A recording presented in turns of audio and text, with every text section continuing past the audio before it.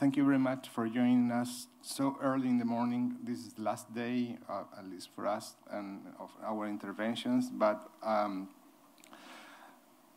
we are here to talk about a super important issue, and obviously to compare what's going on what we hear during the week and the expectations that we have after the ministerial meeting of WTO. We are here to talk about new trade rules for a new economy. I mean, what is the impact of internet and how it's going to impact the economy in the future? And here we have a super stellar panel to talk about this. Let me introduce you our panelists first, then we are going to talk a little bit about how we are going to interact with this morning, and the framework that we expect to have today. First of all, let me express the excuses of Ambassador Alvaro Cedeño from Costa Rica. He was supposed to be here, but as you know, and as we speak, different countries are negotiating some related aspects on digital economy and electronic commerce, and Ambassador Cedeño is fully involved with that. So So again, he asked me to express his deep excuses for not joining us today, and I think that we are going to be fine. At the panel, here at my left, we have Deborah Elms. Deborah is the Executive Director of the Asian Trade Center. The Asian Trade Center works with governments and companies to design better trade policies for the region. Dr. Elms sits on the International Technical Advisory Committee of the Global Trade Professionals Alliance and is chair of the Working Group on Trade and Policy Law. Jacobo Cohen Imach. Jacobo is the Senior Vice President, General Counsel in charge of Legal and Public Affairs at Mercado Libre.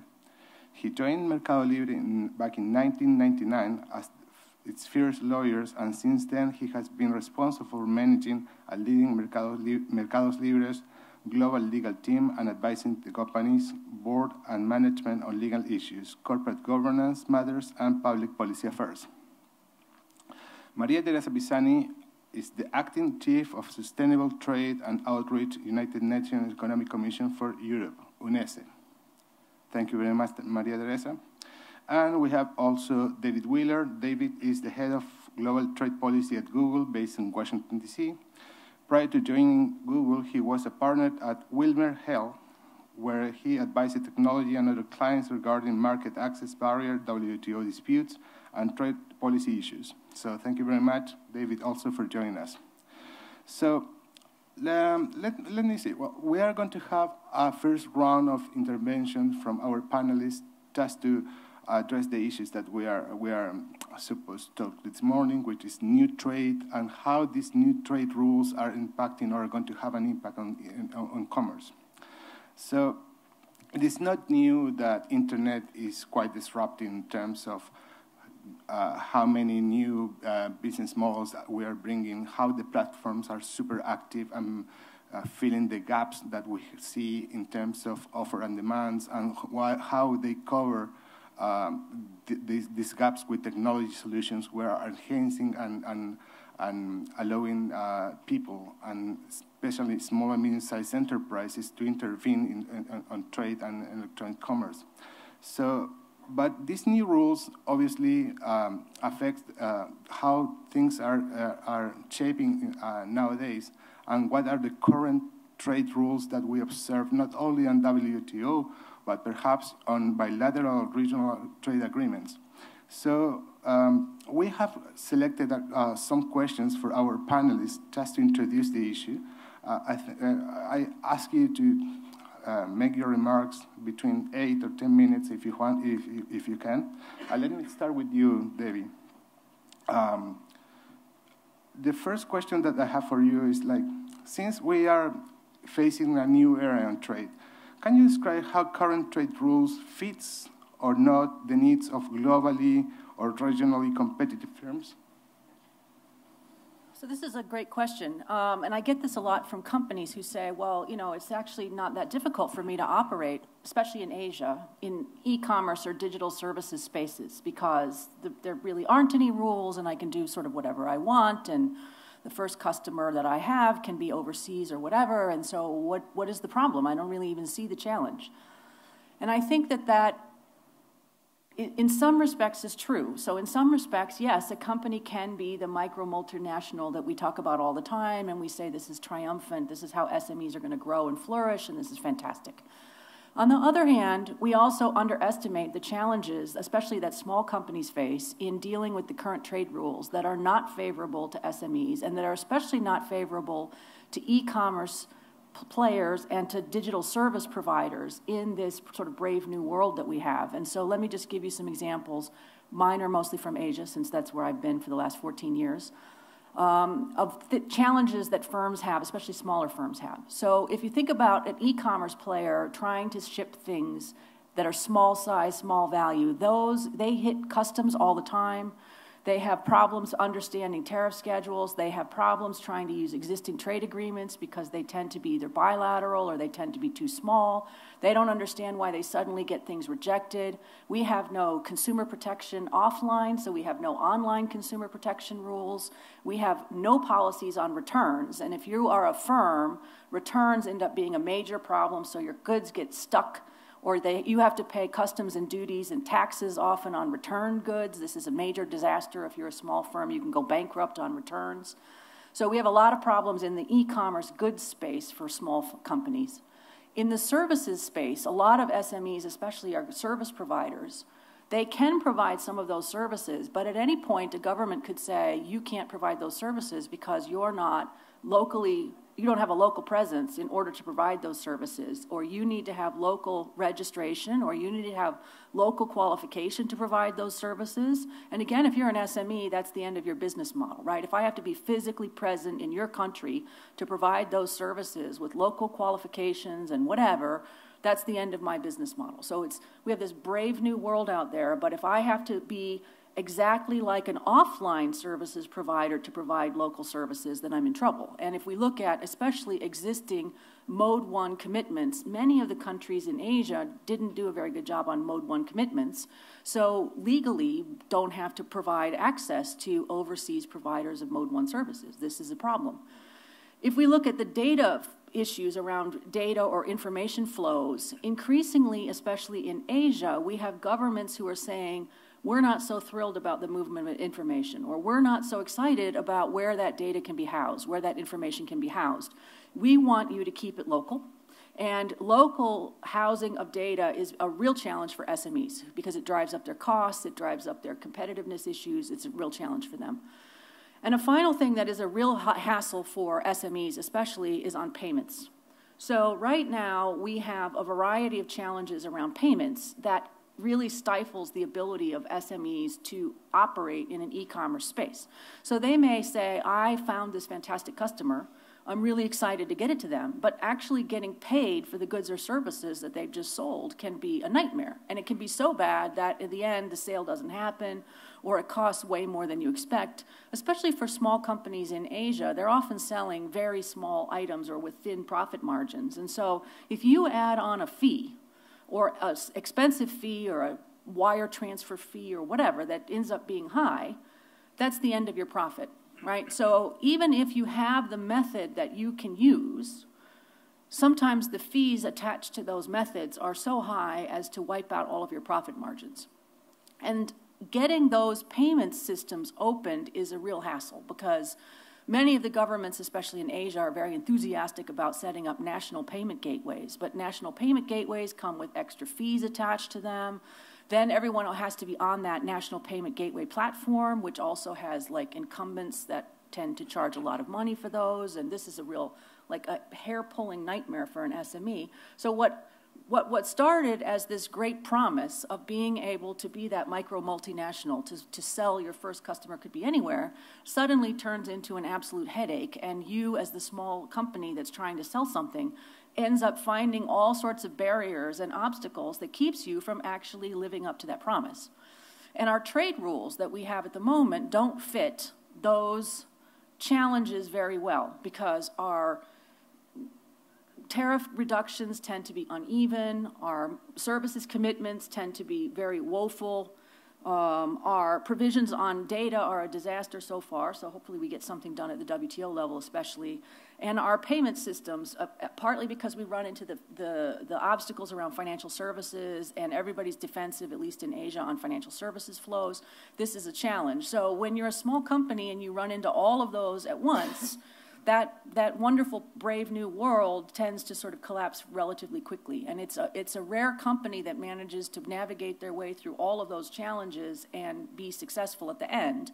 And if they are successful at the end, they tend to do so at a premium, because they're paying someone else to help them navigate all of that. So they're on someone else's platform, and that platform provider, whoever it might be, is solving their problems for them, which is great, but it's also costing them money, because that platform provider is solving the payments issue for them maybe they're solving their logistics challenges for them, their customs barriers for them, whatever, which is great, because at least their goods are now, services are now in the marketplace, fantastic, but it's driving up their costs, and the small company has no idea how much extra this is costing them, because they're just happy that their problems are going away.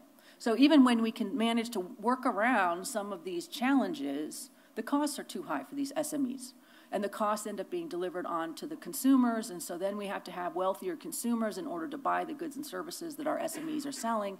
And the whole thing ends up being, again, much less of the promise than we had at the outset, which is that any SME anywhere should be able to sell, that we should be able to generate jobs, that we should have this globally competitive, very exciting platform ahead of us. And our trade rules are getting in the way of actually accomplishing that visionary goal.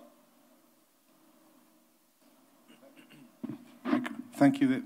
This was a wonderful introduction for this panel. I think you are portraying exactly all the issues that we need to cover today. And Jacobo, perhaps you are perfect to complement and to follow what Debbie is doing, because obviously Mercado Libre has a lot of experience here in the region, and you face on daily basis, some of the challenges that Debbie was mentioning.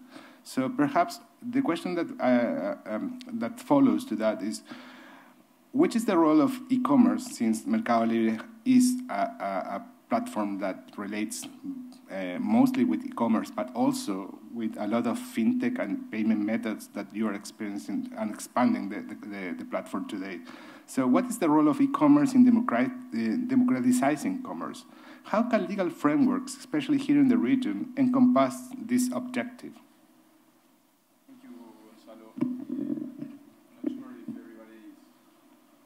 It's not working. Not sure if everybody is aware of what Mercado Libre is. Just in case, Mercado Libre is the leading e-commerce ecosystem in Latin America. And taking and following the concepts that you just said, e-commerce in general is a good way to democratize commerce in general. We don't remember how our lives were before Google, for example, democratizing access to information, or Facebook democratizing socialization at some point, or interaction between individuals, or Twitter democratizing access to news in real time, for example. Our platforms democratize access to commerce in general. We have built our societies in a way that we were not connected to each other, and we needed intermediaries to access to goods and services, but this is no longer valid. We have a global network nowadays, and internet or e-commerce is putting everybody on a level playing field. And taking what you just said about small and medium enterprises, this is a way for e-commerce in general is a way for financial inclusion, for digital inclusion, for geographical inclusion, mostly for regions like ours in Latin America. Just for you to take into account, we have in our region like 650 million people, 350 are connected to the internet, and from those, only 200-something million do e-commerce. So the room for improvement and for growth is huge in Latin America. And e-commerce enables inclusion. When Gonzalo is talking about democratizing, it's about inclusion. These societies, or our societies, how were built and now how they are being disrupted, will enable for those who were outside this, the benefits of those societies at some point, for example, those from rural areas or SMEs that didn't have access to a broader market, everybody will be put on a level playing field, which means people from inside the countries, they don't have access to the same products or same goods or services that those who live in big cities or capitals of countries, and those who have stores or they are farmers or producers inside the country, they, without internet, they wouldn't have access to a broader market. So this is one related to e-commerce, and but there are two main barriers for e-commerce. One is payments, that you pointed very well, and the other is logistics, that you also mentioned.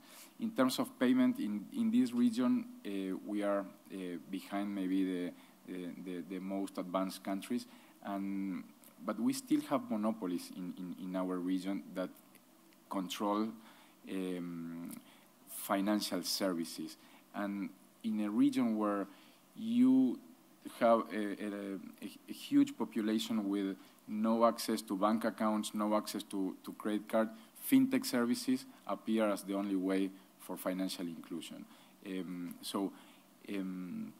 This is one, for example, financial institutions, they didn't change too much in the last 100 or 150 years, the services they offer to public in general. And for example, in Latin America, the credits as percentage of GDP is very low. For example, in Argentina, it's 15%. Private or credits to private sectors as percentage of GDP is one of the worst in Latin America and one of the worst in the world. So fintech services appear providing financial inclusion to those SMEs or individuals to access to goods and services, or for example, for working capital to improve their market. The other barrier is logistics. Our logistics systems are designed to send envelopes, to send letters. I'm talking about Latin America in general, but nowadays it is no longer valid. Nowadays, commerce or e-commerce has changed that reality. Now they should be sending parcels, and they should be updating their systems, their infrastructure, in order to tackle the needs of e-commerce. And going to the second part of the question, Gonzalo, about rules or regulation, I think we should be discussing how to foster e-commerce, how to foster fintech, how to enable better courier systems instead of regulating e-commerce. As you for sure know, it's very hard to tackle with regulation technology, because technology evolves very, very rapid. So until all the regulatory process has ended or has reached to a final conclusion, probably it will be obsolete at some point, and technology would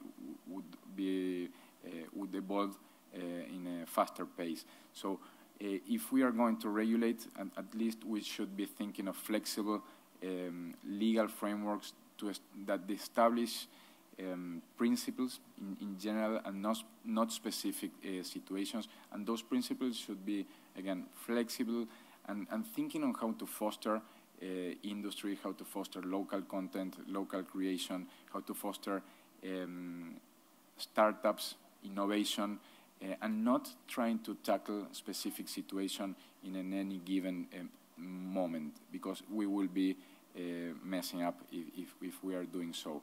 We have a great opportunity in this region in Latin America. We don't have too much regulation on this. Some countries are regulating fintech, for example, or have been regulating fintech, like Brazil or Uruguay, or Mexico is going to approve a fintech law. But the risk there is a regulator with who is afraid of this because he doesn't or she doesn't understand the industry. He or she doesn't understand the needs of the industry or the needs of the of the population in general, regulating something without knowledge.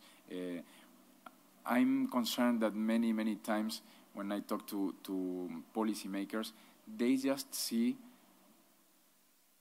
the half-empty glass instead of seeing the half-full glass. Internet in general, it's an enabler, sorry, and it can bring a lot of opportunities to many people to improve a middle class, to include those who live in rural areas, to put on a level playing field small and medium enterprises. So we should be taking that into account. For example, in Argentina, and I will conclude with this, nowadays we are discussing a intermediary liability regulation. And this comes 18 years after the first intermediary liability regulation has passed in the US. It's incredible that nowadays we are still debating in our countries if an intermediary should be liable for content that it didn't create, or it didn't control, or it doesn't control. But we are having those discussions, and only in 2 countries throughout the whole region we have intermediary liability regime. So we are behind that, but I'm still confident that governments should be thinking on how to digitalize the economy, create more jobs, create more room for growth, and better inclusion to companies and individuals. Thank you very much, Jacobo. This is super interesting. And it's more interesting to know that at least 5 countries in this region negotiated trade agreements, including intermediary liability disciplines. And still, they didn't implement a word of those treaties or those agreements.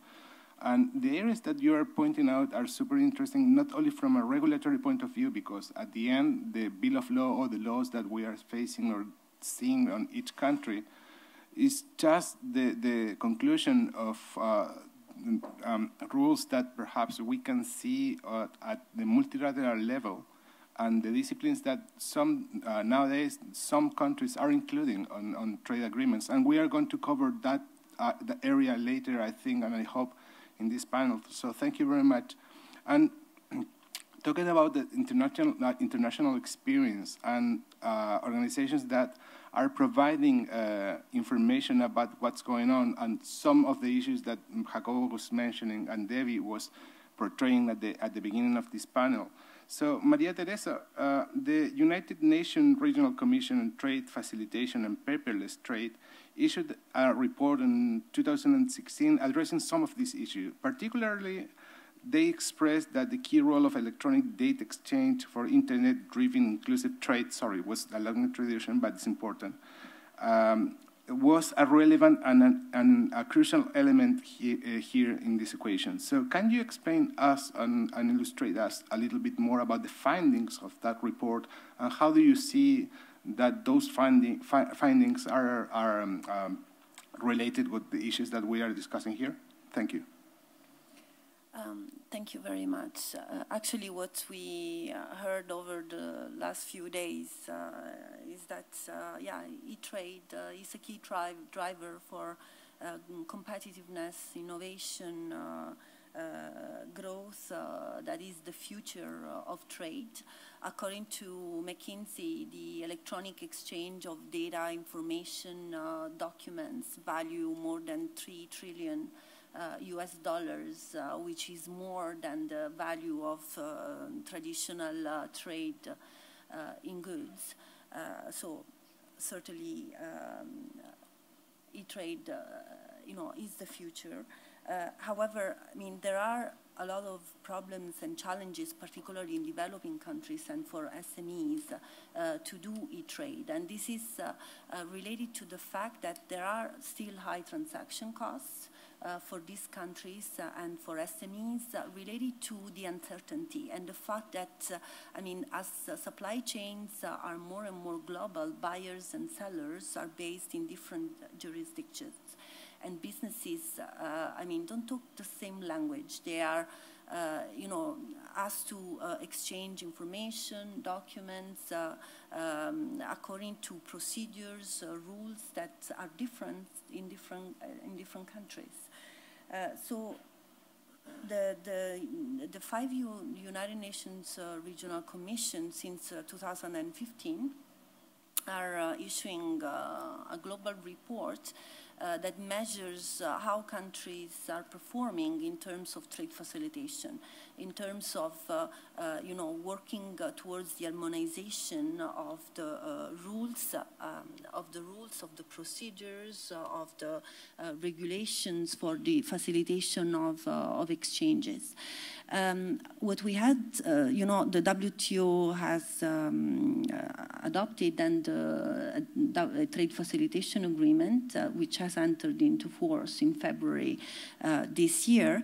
But this agreement covers so far measures mainly related to the paper-based exchange of goods and services. It doesn't cover yet, I mean, all the measures that relate to the electronic exchanges. So our report has started to look into that also. And what we found out is that, I mean, in 60% of the countries all over the world, there are supporting rules and regulations for e-trade. But this is happening at the national level. Still is happening mainly at the national level. So it is at the national level that there are rules and regulations for the acceptance, for instance, of e-signature, for the acceptance of electronic certificates or customs declaration.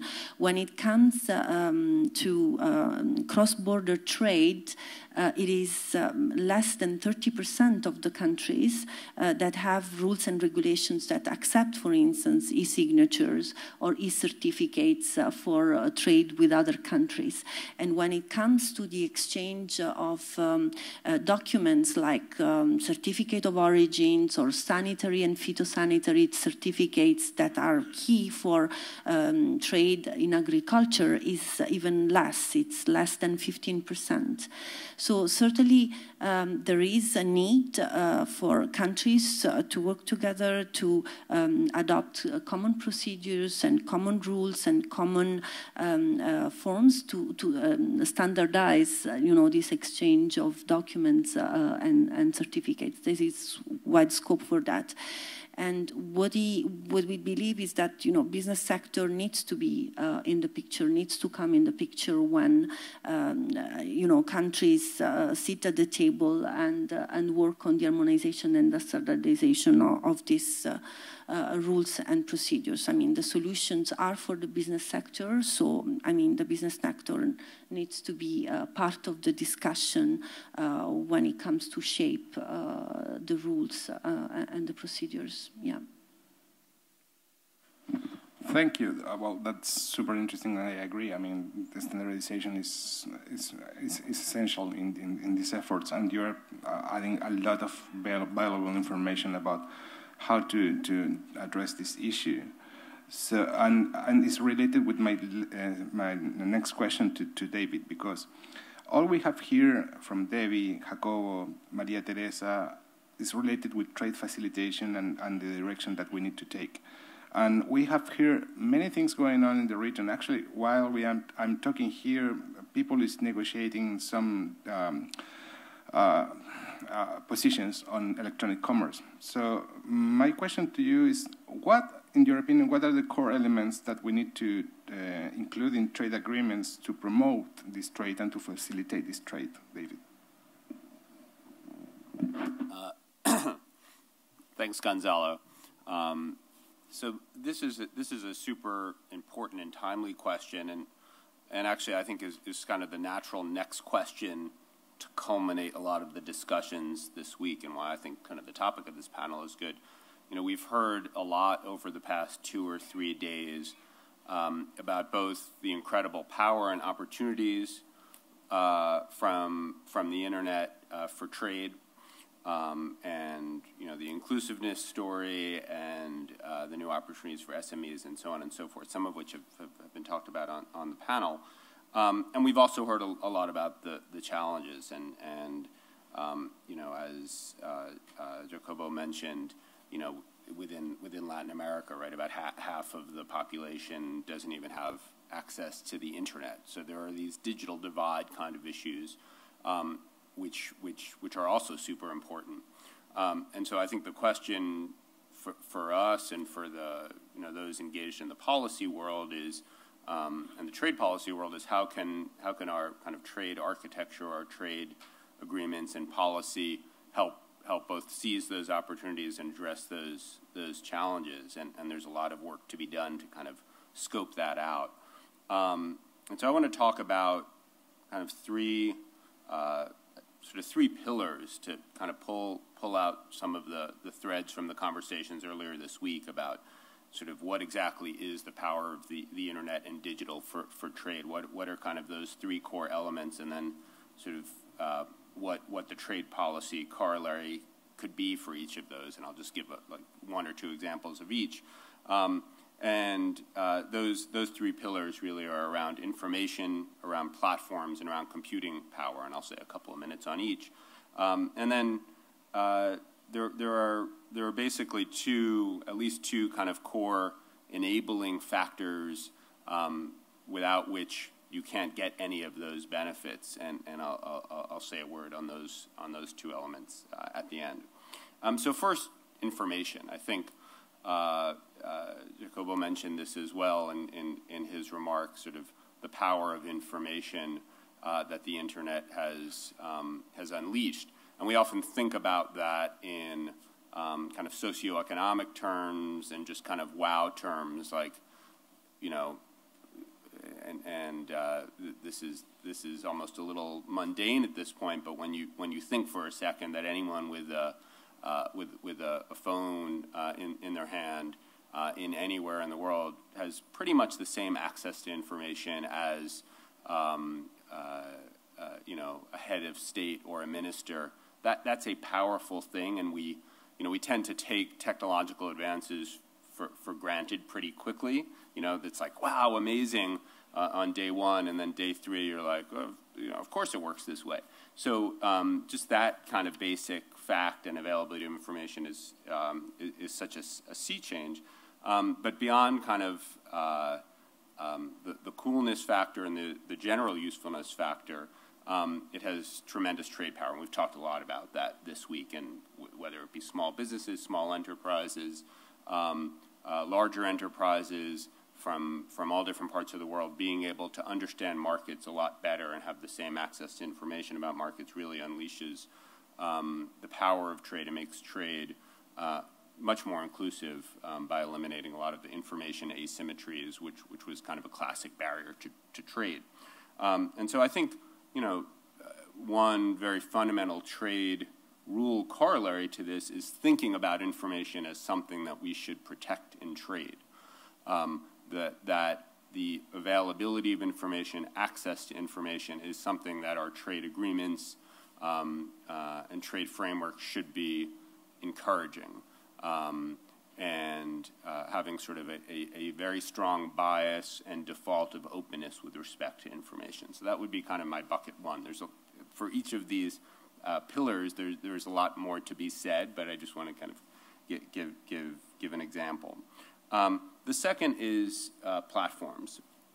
And again, you know, Mercado Libre is a great example of a platform, and there are several others that you would think of in sort of household names that are essentially creating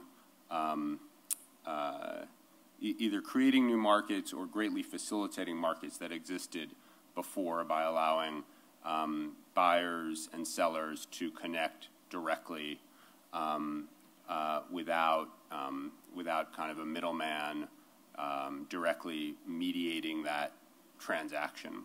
And there's incredible power to that, and that's really one of the cores that enables the kind of examples that Debbie was talking about of, the 1 or 2 person business in Jakarta or Johannesburg who, is sort of global from the get-go and launches a new app online and, suddenly has customers in 100 countries, right?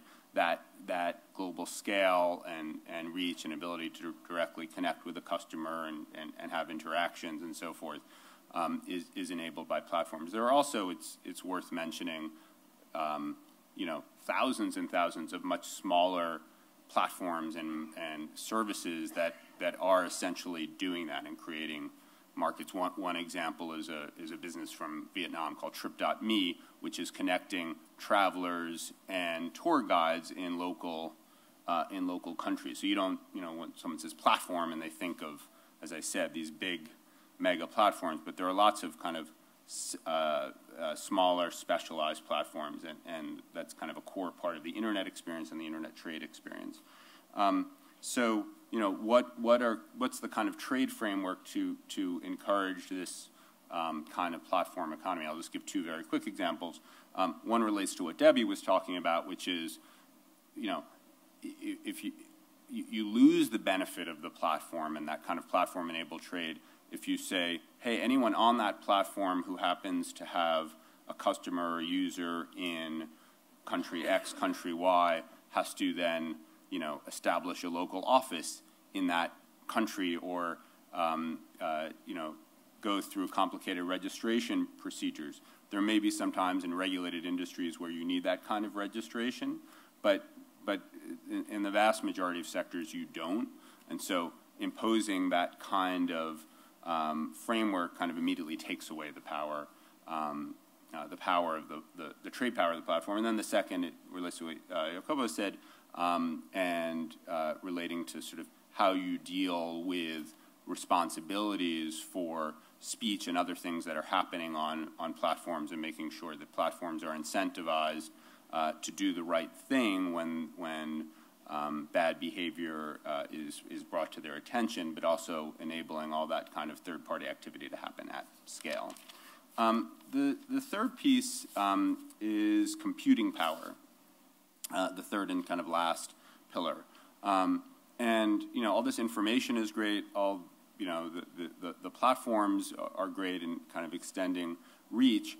But what computing power has done is, and kind of the wide availability of cheap computing power is enabling kind of small businesses, large businesses who maybe were in less developed parts of the world, who weren't as IT savvy, to have the same kind of analytical power that the biggest IT firm in the world does. And that's because of things like cloud computing and distributing computing infrastructures, which are made available through the internet. And on your phone, being able to essentially have the power of a supercomputer. And that's, again, super powerful in a trade sense of being able to analyze trends in your market, being able to kind of crunch data, do data analytics. There's all this buzz about machine learning and artificial intelligence, and I think it's much more than buzz. It's a real thing, but I think that the piece that's often missed by that is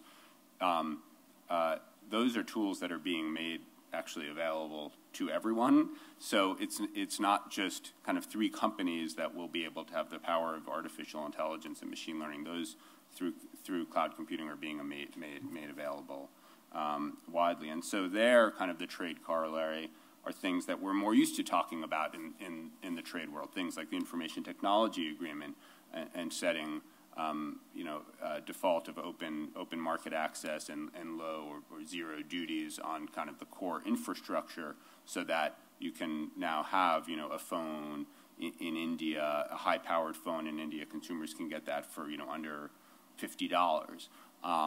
So that only happens if you have kind of the right trade rules in place. And then I just want to say a quick a quick word on kind of two corollaries that we're less comfortable, or not comfortable, but less used to talking about in a trade context, but where there is certainly some role that kind of the trade institutions can play.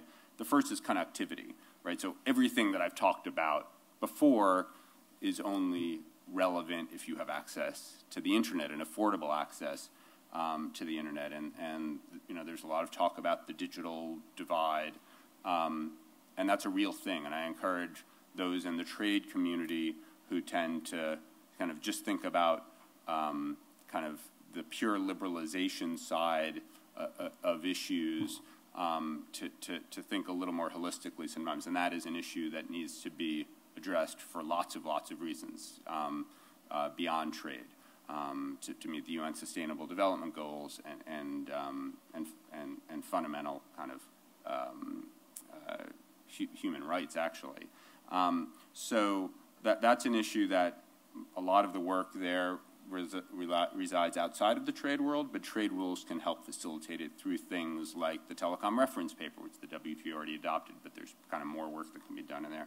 And then the very last thing I'll say, and this is where trade maybe has a little less to do, is the enabling environment. Digital skills would be one very important example here, and a number of international institutions are working on that. Private companies are working on that. Google last year, within the past 12 months, trained 1 million young Africans in digital skills, and we have a lot more work to do in that, both the private sector, the public sector, and together. So I'll leave it at that. Thank you. That's a wonderful conclusion for the first round, because I think that's true. I mean, the platforms can offer a lot of positive things, you know, not only for the economy, but for the living of the person that uses the platform. And those elements obviously are related with trade. And we were portraying some of the barriers or the issues that we saw during the last years or now on trade. But perhaps now is the turn to go deeper and to try to find the solutions and to talk about a little bit about the solutions that we have seen as possible and plausible to apply to trade and to trade negotiations. So, David, my question for you in this round is, let me be exact. What solutions can be found in negotiated trade agreements to correct the problems that we have been talking during this morning? Thank you. So this is slightly unfair to the WTO because obviously it's easier to do agreements with smaller numbers of people, especially agreements that can be deeper. But at the end of the day, you have to have a global agreement to deal with many of the challenges that especially that David just mentioned, because we can have fantastic agreements at the regional level. We can have fantastic bilateral agreements, but the internet doesn't know that this agreement stops between two countries, right? So we have to have a global agreement that is helpful as a framework. Otherwise, the most beautiful bilateral or regional agreements are only going to solve part of our problems. So we really do need to have the WTO system come together and create a framework that sets the rules of the game for all of us. That's the best scenario. But while we are waiting for these negotiations to get underway and to have the rules of the game set, let me just describe some of the things that we've got going on in Asia that might point in the right direction.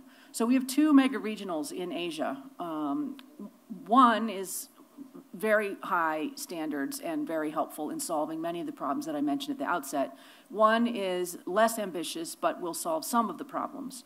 The really high standard one is the Trans-Pacific Partnership, now relabeled the CPTPP, but no one will call it that. It's the TPP-11.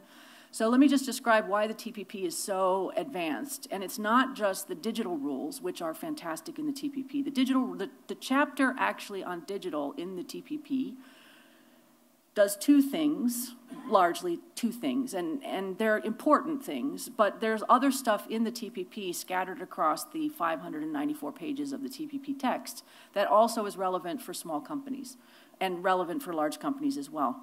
So the two things that the digital chapter does, the e-commerce chapter does, that are particularly important is it says that you must allow information to flow and that you must not have requirements that data can only be housed in one particular location. So those are two critically important things that need to be enshrined in trade agreements. The TPP does that. The other agreements do not, including probably the counterpart to the TPP, RCEP, which is 16 countries in Asia negotiating a trade agreement. Hopefully we'll have it next year. RCEP is not going to be as ambitious. I would love to see that it has parallel rules, but it's a little trickier in RCEP because of the membership in there, including China, that is less enthusiastic about the free flow of information. So this is the challenge that we have with different members. But TPP has those two key rules for information flows in particular. But the TPP goes beyond that. So let me just address some of the things that makes it so helpful for companies. TPP drops tariffs to 0 on all goods. So I often get many people who say to me, well, doesn't the ITA, the Information Technology Agreement, doesn't that drop tariffs to 0? Why do we need to have another agreement that drops tariffs to 0? I say, yes, on your final laptop, it drops tariffs to 0. But what about all of the inputs in a laptop? Every screw, every piece of plastic, every single component in that laptop under the TPP now drops to 0. When you start in a supply chain, you start moving things, even with a small tariff, 2%.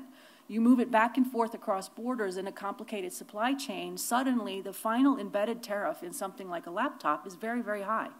TPP has no tariffs, no tariffs on screws, parts, plastics, anything, nothing, no tariffs. That's fantastic.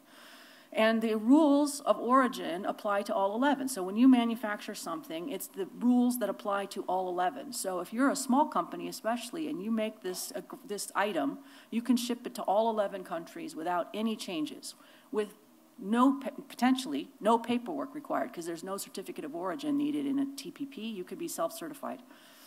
So there are a lot of things on the goods side that should facilitate e-commerce for companies. No tariffs. Paperwork is reduced, customs rules are much better. On the services side, which is where I think TPP really shines, every single service sector and subsector is opened in all TPP countries, basically every single one of them. And it doesn't matter what mode of delivery, because we didn't use any of this positive list stuff. So every single service sector is opened, every investment sector is opened. So you can deliver whatever you want, however you want to deliver it. In person, online, it doesn't matter. You can deliver services, health services, construction services, any sort of service you can think of, back office processing, whatever it is, deliver it across the TPP.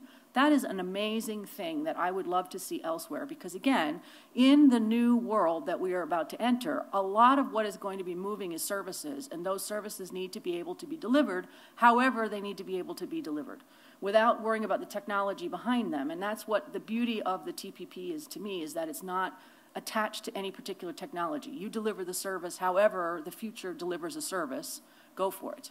And I think that's a fantastic thing. So there's a number that goes beyond that as well, but those are some of the key highlights in the TPP that I think is going to make this a big sort of an agreement that is very, very helpful for firms and solves many of the problems that we had in the past. So all tariffs to 0, every service sector open, rules that allow information to flow, protect the flow of information. In the investment chapter, we have the prohibition on investment performance requirements. So you are not only can you not have performance requirements, you are prohibited from having performance requirements, like you must export a certain amount of your outputs, or you must have local content to manufacture here, which is fantastic, especially in Asia where we have lots of these things popping up. So there's a whole lot of things embedded in here. Some of the issues addressed in the standards areas, like SPS and TBT areas, not as far as I would like it to go, but better than maybe we could have had. So the potential exists for harmonizing some of the standards, which is a big barrier for firms. Fantastic. The counterpart in RCEP, less ambitious, but still a comprehensive agreement, covers 16 countries in Asia. The more countries you can include, the better it is for firms. So if we can get anything in there that is progressive, there is an e-commerce chapter in RCEP. We've been pushing on it very, very hard. If we can get any rules that cover these 16 countries, that would be fantastic. The challenge has always been getting government officials to understand e-commerce and digital trade. And this is a major obstacle because they really don't get it at all. You know, we only had 6 out of 16 lead officials who understood, who had ever themselves personally bought something online. So, you know, this is a nightmare trying to get them to understand what this looks like. And they finally had agreed we can let information flow, but not personal data, not financial data. Oh, so then we had to explain you can't You can't split, I don't know what other kind of data there might be, but whatever it is, if you're a small business, you can't split off personal data from financial data and let the rest flow. And so it's been a long process on the RCEP side, educating officials about what is e-commerce, what is digital trade, why does it matter, but we're slowly getting there, I hope. And when it finally comes out, again, not as progressive as TPP, but some more of the rules, some more of the way we need to go to get the trade rules of the future that match the policies that we need for setting up trade for the future in Asia. Thank you. Can you define what is a digital product, for example? What is a what? Digital product? A digital product. That's fine. I'm just, oh, it's such a nightmare. It is such a nightmare. Trying to get them to understand some of this is, oh. And coming in Asia, those of you in the room who are, is digital taxation. We have got it already in Australia. It's coming in Singapore and in Thailand and in Indonesia. So this is a new problem that we're facing, which is a major headache. So taxation on digital services, taxation on digital e-commerce, delivery of goods. It's going to really seriously mess up problems, especially for SMEs. But this is, maybe we're not going to discuss that here because we've always said tax is someone else's problem, not a trade problem, and all of a sudden it's become my problem, and ugh. Well, it's funny. But you were saying that perhaps it's good to see some good steps in other regions, on other parts of the world about what's going on. And let me tell you, for example, here in the region, Latin America, we have a good example executed like last year between Chile and Uruguay. I mean, a trade agreement that explored and expands some of the disciplines and some of the elements that you were mentioning on TPP, specifically on cross-border data flow and some definitions that are crucial for the electronic commerce. And the same situation was more or less duplicated in Chile, Argentina, and now we are starting to see some progress at the Pacific Alliance, where back in 2015, the 4 countries that integrate the Pacific Alliance, this is Mexico, Colombia, Chile, and Peru, executed and agreed on a complementary protocol on trade facilitation and electronic commerce.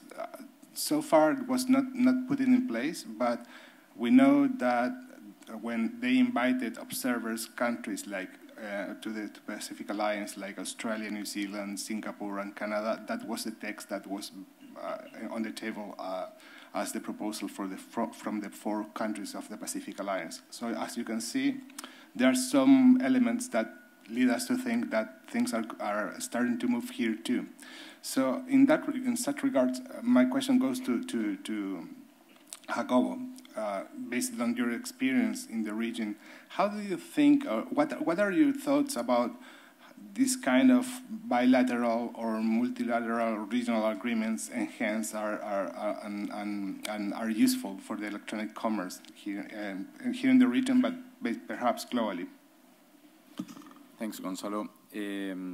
Complementing you mentioning the trade agreements between Chile and Uruguay and Chile and Argentina, I think the best part of that is that first, at least they have an e-commerce chapter, which is great. And the second thought on those agreements are that they don't stop e-commerce, or they don't create new barriers for e-commerce, which is great as well.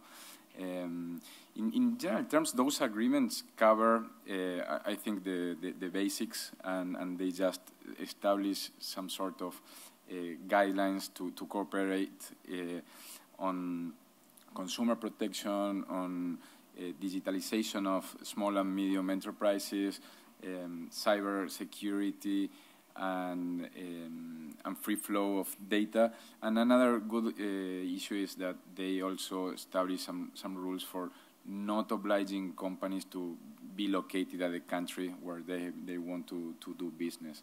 That for SMEs is crucial, because they could not be opening their markets to if they must have an office or servers in the country. That's great. I think they help. In general terms, those agreements help.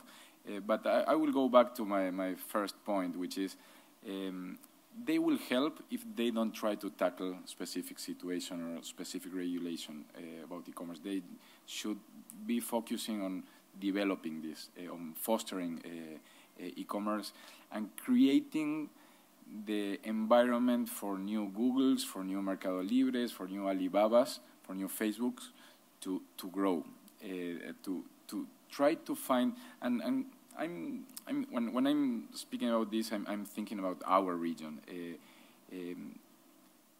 Policymakers have the responsibility of create the right set of rules or frameworks to allow new companies to born, to grow, to develop, and set a good environment for investment in startups, for venture capitals to invest in the region. But in the other hand, we have very different situations when you go country by country. It's not the same level of development that Brazil or Argentina has when you compare to Uruguay, Bolivia, or other countries. So, and for the last 12 to 18 months, there was a discussion if we should create a single digital market in Latin America as similar to the one in the European community. But we still have other problems. We still have very different situations between country by country, not only economically speaking, but also about regulation. Regulation and how easy is to export for SME from Argentina to Uruguay, or from Argentina to Chile, or from Colombia to Brazil. It's very difficult, and we should make things easier for those SMEs to export, at least throughout the region. But at the same time, the challenge is how to create confidence, which is another barrier for e-commerce, how to bring confidence to the consumer. If you are buying something in Argentina from someone located in Venezuela, and if you have a problem, how you should be dealing with that. I think it's challenging, but it's not impossible. One of the main things I would ask to a policymaker would be bring everybody to the table. And I said that at the beginning as well. Regulators tend to see this as half empty glass, because they don't understand this. They are afraid of technology. They are afraid of technology or e-commerce or fintech losing millions of jobs. Yes, they will make millions of jobs to be lost, but at the same time, millions of new jobs will be created, and millions of people will be included in this new economy. Millions of people in rural areas that we have a lot in our region will be included in this new reality. So they shouldn't be afraid of this new reality. Sometimes when I speak to regulators or policymakers, it happens the same that you said in Asia. They are afraid, and they didn't buy anything online. They say, well, I'm very afraid of putting my credit card number to buy something online. This is a concern that could be a conversation back in 1990, not in 2020 or 2018. And it's unbelievable how this works within certain regulators. So my advice would be bring everybody to the table, consumers, companies, stakeholders in general, to ensure that we are all aware of what it takes and what it's needed in order to foster this in the region. Thank you. Well, it's also important what you're stressing in terms of how many times do we see regulators thinking to regulate or to go after big companies, and they forget, and we forget, that we are also talking about how these rules are going to affect small and medium-sized enterprises. You mentioned, for example, here, the case of here in Latin America. If I'm running a small platform on a startup, and I'm trying to expand my business from Argentina to Chile and then to Mexico, the asymmetry in terms of the rules that are going to apply to me as an entrepreneur are incredible. So this kind of harmonization that we can find sometimes on trade agreements, like the ones that you were mentioning, like Chile and Uruguay, Chile and Argentina, now we will see what's going on with Mercosur or the Pacific Alliance, are important for them, are important for the small and medium-sized enterprises. We need to emphasize that because this is the core of the issue that we are discussing here, especially when we talk about trade. And so thank you very much, Jacobo, the Latin American perspective on this, and especially from a company like Mercado Libre that's dealing with, I think, 11 or 12 countries in the region. How many? 19 countries in the region is super valuable. Sorry, I was short on the numbers. But following what you were saying, Maria-Teresa, perhaps you can also bring the expertise of what are the good practices that an international organization like the UN is observing as positive steps, on what we are doing, and the standardization that you were mentioning in the first round of your comments. Yes, thank you. I mean, while we are waiting for a much-needed global agreement on e-trade that is long due, I mean, the WTO has been mandated to develop such agreement back in 1998. So after 20 years, we are not yet there. So while we are waiting for that, I mean, there are technical solutions that can be put in place to help, standardize, harmonize exchange of information, documents, procedures for facilitating e-trade. So this work more at the technical level, and this is already happening. I mean, in my regional commissions, the Economic Commission for Europe, we service a working party that is the UN Center for Trade Facilitation and Electronic Business since let's say, it was established in the 60s, and it started to cover e-business issues already at the end of the 80s. What is interesting about this working party is that it's one of the few working groups in the UN that is a public-private partnership. I mean, it has 400 experts from all over the world, so a global mandate, and it has an equal composition, public-private sector. What we do in this working party, we develop policy recommendations, so more at the level of policy principles to encourage trade facilitation and standards on e-business. And so far, we have developed something like 440 standards to facilitate e-business. And I would like to give the example of one of them, which is the UN EDIFACT. It's a standard for the electronic exchange of trade data. UN EDIFACT has been developed at the end of the 80s, and it is, a flagship UN standard in support of e-business. Just a concrete example, when the ship of the MSC Mediterranean Shipping Company enters the ports of Antwerp in Europe, it exchanges something like 113,000 messages with port authorities to download and upload the containers. And every year, globally, this is the equivalent, they were telling me, of 2 boxes of paper. 2 boxes of paper that in the past were used to exchange the documents with the port authorities when this operation had to be done, only once. Globally, every year, they work with 500 ports all over the world, and they exchange something like 250 million messages to do the operations with port authorities, and this exchange of messages is all based on this UN EDIFACT standard. So it is a standard that allows them, do fast and easy the exchange of documents and information with the authorities.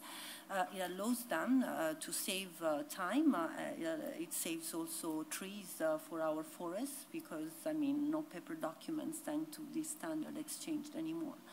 So it is certainly, I think, an example of successful work that is done in partnership, public and private sector. I mean, how this works is often the private companies that come to us and tell us what are the challenges, what are the needs, and whether this work can be done within the UN.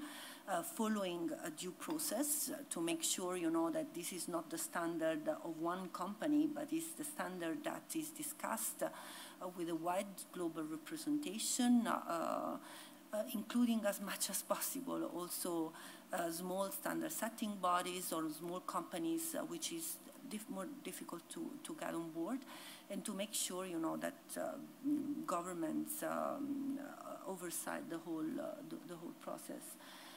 So they become, in the end, UN global standard, and these are standards that are, I mean, for the entire world, free access, nobody has to pay to use them.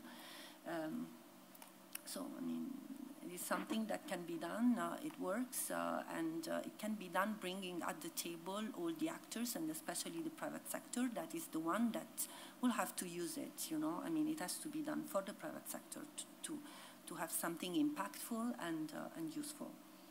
Well, thank you. That's a perfect example of what Jacobo, for example, was raising that we are lacking here in the region. For example, that kind of dialogue and bringing people to the table. And obviously, it's good to know that the UN is thinking and moving that way, you know, because especially in terms of standardization, because it's going to solve us. It's like an aspirin, and it's going to save a headache, you know, or take it out of us. So thank you very much, Maria-Teresa. And David, last question for you, perhaps then we can open the mic for a couple of minutes for a couple of questions, if we can. But we have been talking about, well, standardization, good practices, but over the last years, we have seen an increase in terms of the disciplines that we are including on trade agreements. Trade agreements used to be only made, conceived only for trade, you know, market access, what are the most common disciplines on trade agreements, but sadly we start to fill trade agreements with other areas. Some of them proven to be super positive in terms of how they can be implemented, like intermediate liability, for example. It's one of the cases that we saw early back in 2002 in some trade agreements like Chile and United States, or United States and Jordan, and so on. But also we have the risk to fall in the temptation to bring more issues to trade agreements that are not precisely related with trade, but they might be, you know, addressed on different scenarios or different forums, like cybersecurity or privacy. So what are your thoughts about, you know, this trend, or what are the risks that you also see in this field?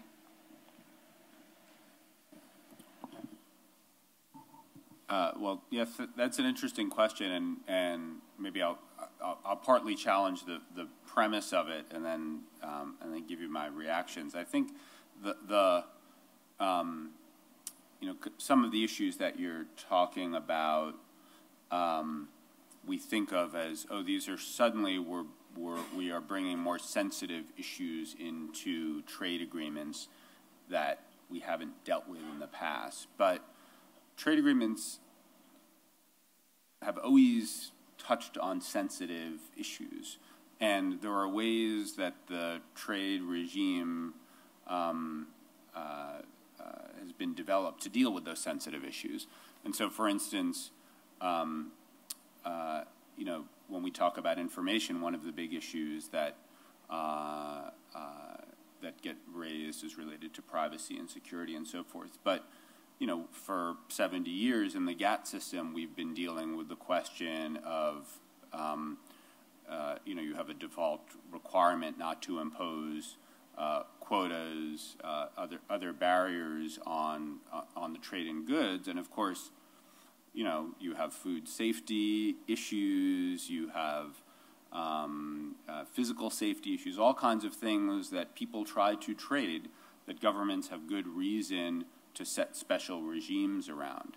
And we have a very well-developed set of rules and practices to deal with those issues with kind of the core principles of addressing those issues in a transparent way, in a least trade restrictive way, and making sure that you're achieving those public policy objectives while also achieving the objective of promoting trade and development, which is what the trade system is all about. So I guess the first thing is to kind of recognize we have some experience in dealing with these kinds of issues. I guess my second reaction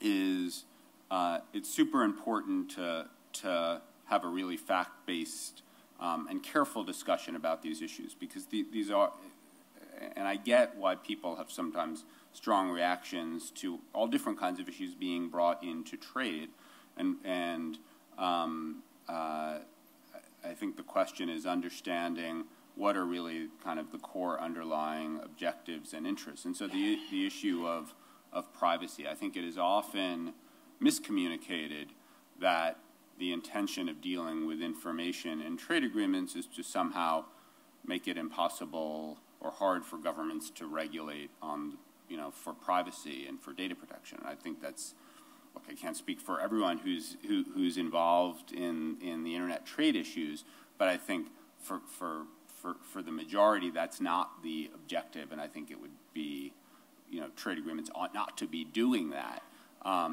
But the question is, if a government, for instance, you know, the issue of data localization was mentioned before, forced data localization. If a government is saying, hey, I want to require that all personal data or other data be stored locally within my borders for the purpose of security or privacy, well, let's have a real discussion about is that approach actually kind of tailored to the problem? And, you know, that issue is talked about a lot, and I won't belabor it here, but I think when you start to get into the facts, the core issue is governments having the ability to regulate for privacy and security was totally legitimate, and let's try to set up frameworks that don't undermine that, but make sure it's being done in kind of a non-trade restrictive way where possible. The third point I'd make, and this goes to Maria-Teresa's point, is we do have, not only are these problems that, you know, we have seen before in trade agreements, but we have trade kind of tools to deal with them, and standards is a great example of that. Again, to use the example of regulation of information, governments are going to take different approaches to that. They're going to have different tolerance levels for different kind of regulatory room they want to leave or not. But a key issue is interoperability and the ability of small firms and large firms to be able to kind of scale their products on a global level. And how do you do that? And one way is having standards that are agreed to through open processes, through standard setting bodies and others. And there are, in many of the sensitive areas that we're talking about here around privacy and security, there are international standards here. So let's use that in the trade system. You can think about it a little bit as sort of the a TBT for services, and how to kind of endorse standards as a way to navigate some of these issues. And then my last point would be, these are big issues, and they do extend well beyond trade. I think that we shouldn't be talking about them in trade agreements unless they have some kind of core trade element. But they're issues of kind of broader social discussion, and they should be. And I think it's super important that we open up the trade process to those voices, experts and others who represent different parts of society, and not just kind of the usual trade crowd. And I think that has been a long and frankly very fair critique of a lot of the way trade trade negotiations are conducted. I think the WTO probably does a better job of it than in some kind of other contexts, but making sure that you are bringing all stakeholders to the table who have expertise from civil society, academics, all different kinds of firms. And so, you know, as the WTO moves to this next step now, and I understand there may have been an announcement this morning about discussions towards trade-related aspects of electronic commerce, it's really important that be an open and inclusive process. And I think for some trade people, and I speak as kind of a reformed trade negotiator, that runs against some instincts, but I think we all need to, trade negotiators need to kind of stretch, and we need to think of ways to make the process really open.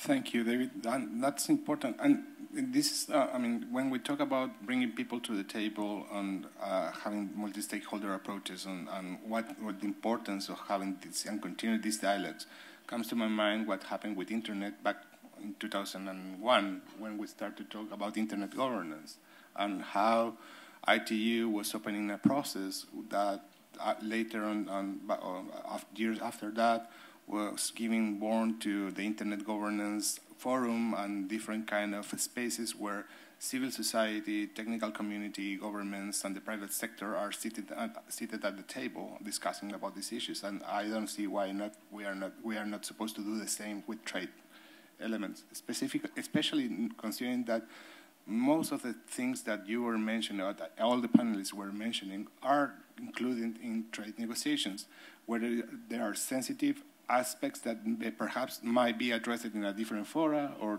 may by the years they can be included on trade negotiations by standardization, like Maria-Teresa was mentioning, for example. So thank you very much. This is, I think, it's a really good and positive panel. So now let me open the floor or the mic if we have questions. Otherwise, we have one question over there, gentleman, the last row. We have 5 minutes to this question, so please. Thank you. My name is Johannes Kreis from the European Consumer Organization. I rather have two comments than a question. One is in reaction to something that Deborah said, and you mentioned that it's very hard for you to find 6 out of 60 negotiators who have bought something online, who understand the internet. I can assure you that we're in a much worse situation. If we find out of 60 negotiators, one who understands issues about data protection, we're lucky. So in terms of having this fact-based debate that David mentioned, we have a long way to go. And second comment is to something which was mentioned by Jacobo. Maybe I misunderstood that, but you said that in your situation, regulators very often, well, they have the same reluctance when it comes to the internet and say, well, if my credit card data gets hacked. And I mean, don't understand me wrong. I mean, we as consumer organizations, we of course value the benefits of e-commerce. But if you look, for instance, and I think your comment doesn't do justice to 120+ million people in the US whose Equifax data have been hacked more than, well, I think six months ago. So I think the importance of still looking into security when it comes to doing e-commerce still is an important element. Thank you. Thank you very much. Can I comment on that? Yes, of course. Go on. Just to comment on what you just said, my point was that they are afraid of the internet and they are afraid of commerce online. Not about. I wasn't talking about security. I agree that which is a super important issue, and this is something we should be dealing with to improve e-commerce. And I don't know if you heard what I said about the importance of having our consumers protected and harmonization on that. My point was that regulators or policymakers usually see the half-empty glass, and they always put that as an example because they are afraid of doing e-commerce. Thank you, Jacobo. Please go ahead. Yes, good morning. I'm Olayinka Bandeli from the Commonwealth Secretariat. Thank you, panel, for a very insightful discussion. I have a couple of questions. Firstly, for David Willer. I was really encouraged that you spoke to the SDGs in your presentation, and was also talking about the digital divide and what Google's doing to support, the enabling environment for more Africans to become involved in digital trade. But I just wondered, when we speak about digital trade, we often don't speak about the hardcore infrastructure which enables that digital trade to happen. So we don't talk about the infrastructure of fiber optic networks, of cabling, of all of the hardcore infrastructure that's required. And in the context of many least developed countries struggling to deal with market penetration and using aid for trade as an anchor to penetrate markets, what is the flanking measure to enable less developed countries, developing countries, to be able to access digital trade, taking into account the need for the physical infrastructure as well as the enabling environment? And Deborah, just quickly, you spoke about taxation and the issues of tax being added into transactions, which I fully understand as a consumer, that no consumer wants to face that, let alone have it embedded into trade agreements. But this whole issue of taxation is a crucial issue in terms of how developing countries are able to invest in infrastructure that is required and building human capacity. So there has to be some link back to taxation in the global environment at some level. And I just wondered what your thoughts were on that. Thank you. Thank you. Before jumping into the answers, let me remind you that we have 35 seconds to finish this session. And if we are not covering all the responses that you are, and the good points that you are raising, I invite you to continue the dialogue after this session. So first, David, and then Debbie. Well, now we're at 16 seconds. So I'm going to take that with a slight Latin twist and say that we have 2 minutes left. So no, it's a great question, and I agree. The kind of the hard infrastructure is really critical too, and I think, look, there is a trade element to this of making sure that we have trade rules both in terms of kind of costs of infrastructure and making sure that there aren't kind of high cost barriers to the underlying hardware. But second is kind of enabling the new breakthrough technologies which are being developed to kind of tackle some of these infrastructure issues, like spectrum sharing. We've been working in South Africa, for instance, and other countries on use of TV white spaces. But you need regulators to be able to enable those kinds of new technologies. Trade agreements don't necessarily have a role for that, but there's a lot of work with the development community. There's a group called Alliance for Affordable Internet, which works with some aid organizations and private companies to address these issues. So it's a super important issue, and I think the trade and WTO work can probably do a little bit about it, but a lot to do outside of the trade world. Thank you. Debbie? I'll be brief. I'm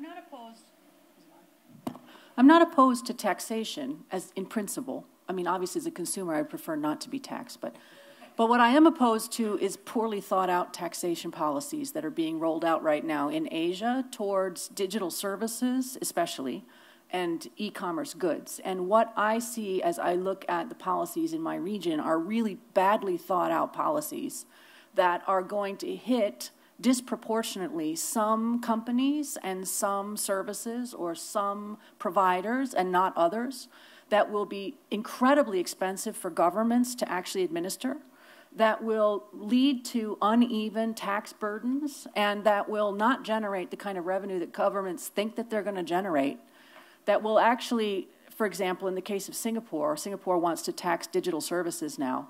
That what I think is going to happen is that most digital service providers will just shut down the Singapore offerings. Because it's very easy for you to just turn off Singapore as a destination for your services, and Singapore consumers will suddenly have no access to a whole lot of services that they had before, because the hassle factor involved in providing tax revenue to the Singaporean government for a relatively small market is so high that a lot of service platforms will just say, screw it, I'm out. And so what I'm opposed to is poorly thought out taxation policies, not tax in general. And thank you very much to our panelists and for you to attending today. Thank you. I really enjoyed this.